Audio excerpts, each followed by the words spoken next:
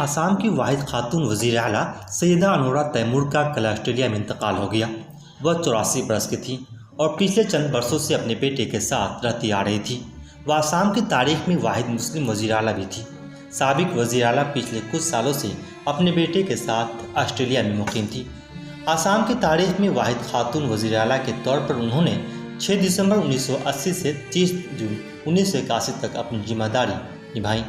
उनकी वज़ारत आला का दौर उस वक्त ख़त्म हुआ जब रियासत में 6 माह के लिए सदर राज नाफिज कर दिया गया था। वह इंडियन नेशनल कांग्रेस की आसाम की खातून रहनुमा थी।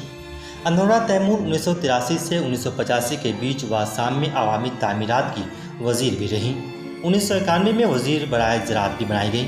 बाद अज़ा वह all India United democratic front में 2011 में शामिल हो गई थी।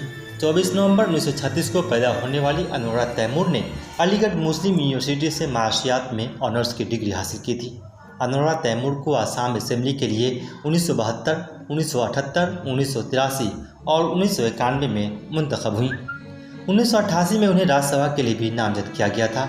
अनोरा तैमूर ने शुरू में देवी चरण बरवाड़ गर्ल्स कॉलेज में माशियात की लेक्चर के तौर पर तर्दीसी फ़राइज़ भी अंजाम दिए थे। वज़ीर-ए-आज़म नरेंद्र मोदी ने तैमूर के इंतकाल पर ताज़ियत का इजहार करते हुए ट्वीट किया, आसाम की तरक्की में सैयदा अनोरा तैमूर के ताउन को याद रखा जाएगा, उनकी रूह को सुकून मिले।